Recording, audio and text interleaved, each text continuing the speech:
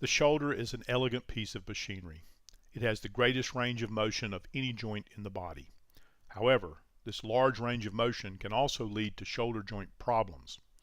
Understanding the different parts of the shoulder can help you understand how the shoulder works, how it can be injured, and how challenging recovery can be when the shoulder is injured. The important structures of the shoulder can be divided into several categories. These include bones, joints, ligaments, tendons, muscles, nerves, blood vessels, and bursa.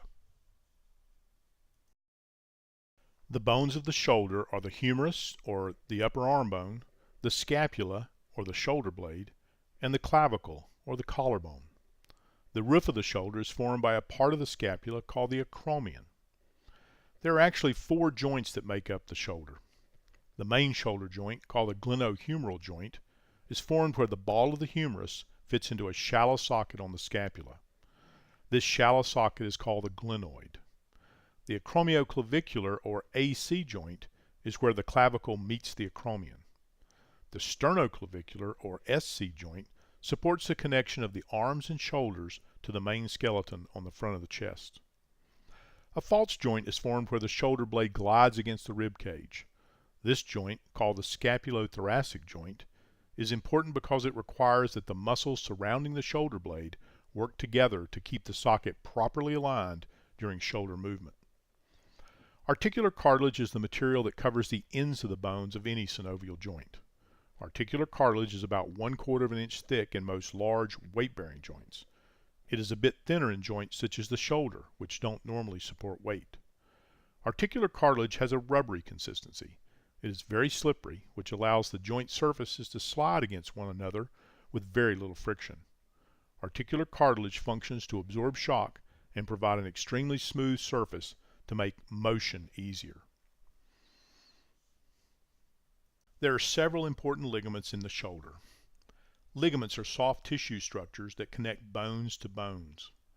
The joint capsule is a watertight sac that surrounds a joint. In the shoulder, the joint capsule is formed by a group of ligaments that connect the humerus to the glenoid. These ligaments are the main source of stability for the shoulder.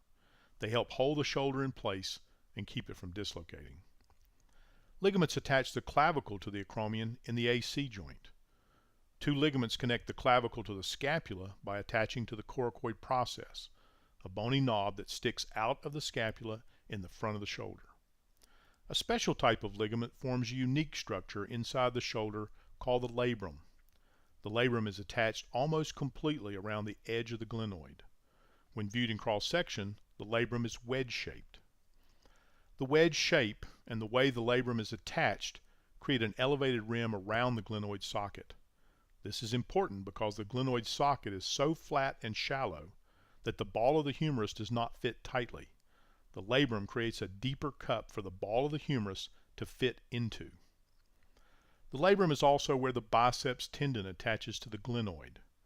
Tendons are much like ligaments, except that tendons attach muscles to bones. Muscles move the bones by pulling on the tendons. The biceps tendon runs from the biceps muscle across the front of the shoulder to the glenoid. At the very top of the glenoid, the biceps tendon attaches to the bone and actually becomes part of the labrum. This connection can be a source of problems when the biceps tendon is damaged and pulls away from its attachment to the glenoid. 4 tendons connect the deepest layer of muscles, the rotator cuff muscles, to the humerus.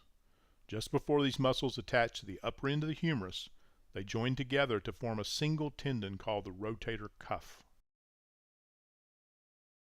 The rotator cuff muscles lie just outside the shoulder joint. These muscles help raise the arm from the side and rotate the shoulder in many directions. The rotator cuff muscles and tendons also help keep the shoulder joint stable by contracting and holding the humeral head tightly in the glenoid socket as the humerus moves. The large deltoid muscle forms the outer layer of shoulder muscle. The deltoid is the largest, strongest muscle of the shoulder. The deltoid muscle provides the power to lift the arm once the arm is away from the side. The main nerves that travel into the arm run through the axilla under the shoulder. 3 main nerves begin together at the shoulder: the radial nerve, the ulnar nerve, and the median nerve. These nerves carry the signals from the brain to the muscles that move the arm. The nerves also carry signals back to the brain about sensations such as touch, pain, and temperature.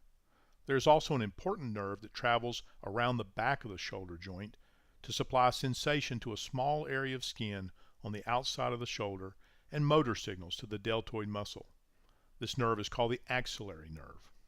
Traveling along with the nerves are the large vessels that supply the arm with blood. The large axillary artery travels through the axilla.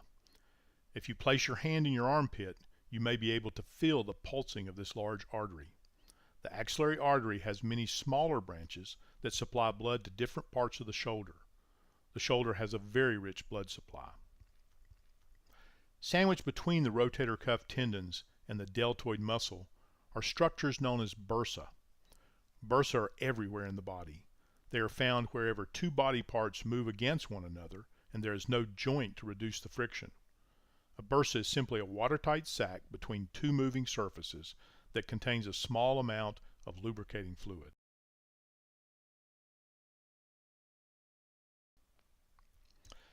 As you can see, the shoulder is extremely complex with a design that provides maximum mobility and range of motion.